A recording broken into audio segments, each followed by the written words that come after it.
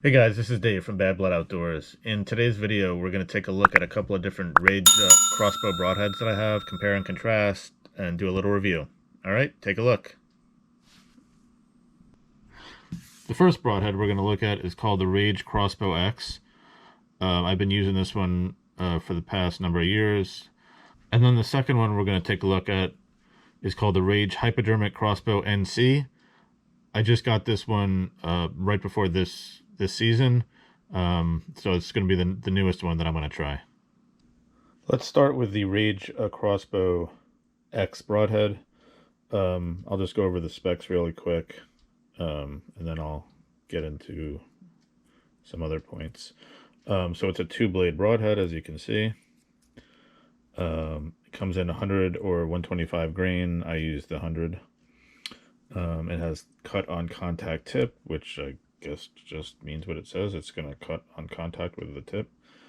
It's got aluminum construction, FAT, ferrule alignment technology, which I believe just means that this will line up flush with is made to line up flush with a crossbow bolt. Tough razor sharp 0.35 inch stainless steel blades. 2-inch plus cutting diameter, so good size. It's going to make a quite sizable wound. Shock collar for proper blade retention, which I will go over in a little bit, but that's the shock collar is this little plastic ring here. Comes in a 3-pack. Plus comes with a practice broadhead for shooting into targets. You don't want to mess up the real things. 3-pack for $49.99, unless you get it on sale. It's advertised to fly like a field tip. They are fairly accurate. So the Crossbow X broadhead opens up like this. Obviously makes a nice channel and does a good job on deer. Now to put to actually prepare it to go onto the bolt, you close the blades like that. And so what I had previously been doing was actually putting the shock collar on. If you look, you can see there's little slits in there. What I had been doing, and I just found out that I've been doing it wrong, was I was putting it on so that these blades actually fit into those grooves. And actually, I found out what you're supposed to do is not do that. You're supposed to put them in so that it actually goes between the grooves. And it's actually a tricky process, and it's kind of a pain in the butt. And what you need, actually have to put it directly on the arrow. You can't really, to my knowledge, do this any other way. And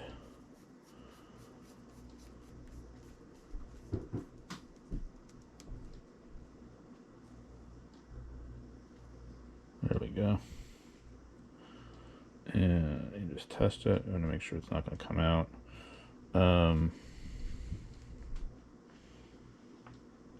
So, I mean, that's the way that goes. A little bit of a pain. I guess doing it this way, it's less likely to actually come out while it's in your quiver, or while you're actually loading it into the crossbow. But like I said, it's kind of a pain, and you can't do these ahead of time. So I'm not wild about the shock collars. Next is the Hypodermic Crossbow Broadhead by Rage. I'm not going to go over all the specifications, just the ones that are different. So this has a hybrid hypodermic tip, which they say the narrow profile gives improved accuracy. I guess we'll see this year because this is a new one for me. It's got a 2-inch cutting diameter, so slightly smaller, but nothing substantial.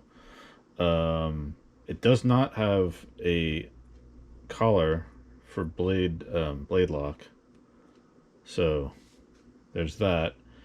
And this is $59.99 for three blades, and I could be wrong, but I don't remember getting a practice broadhead with this, so there's that too. Now the Rage Crossbow Hypodermics, when they open up, they look like this. Again, haven't shot one yet at a deer, but I'm assuming they're going to do just fine. But these you can put together so much more easily. You just give them a little push so that they, and then they kind of click into place, and that's it. You can do it ahead of time before you even put it on the arrow. There's no shock collar, there's no messing around. This is kind of, I was looking for ones that did this, and I was so happy to get this. So much easier. I guess I'll keep the Crossbow X ones in reserve just in case, but I think I'm really going to want to stick with these. Now I do have old hypodermic broadheads from Rage. These, however, require the shock collar.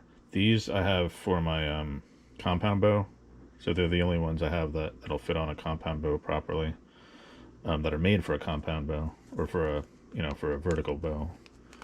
But again, these require the shock collar, so but when opened up, I think they more or less look the same. They're pretty similar.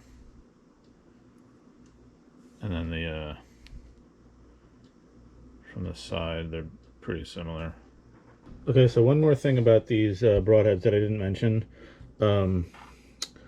So with this one, the one that uses the shock collar, there's actually a replacement kit, and I'm not sure if this is a good thing or a bad thing.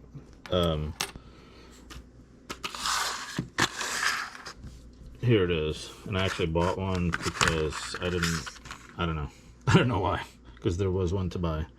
But you can put on the tip, new blade. It's got enough for three to replace three sets. So there's 3 tips, 3 sets of blades, 3 shock collars, and 3 sets of screws. And the screws, so you can screw in the main blades, the blade on the tip. So any of these things can be replaced with the hypodermic. There's no like extra tip. It's connected to the body of the broadhead, and to my knowledge, there's no extra blades that you can get.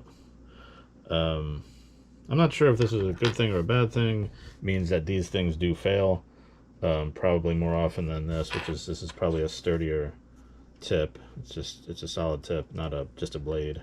So I'm not sure about that as of yet, but I did want to mention it.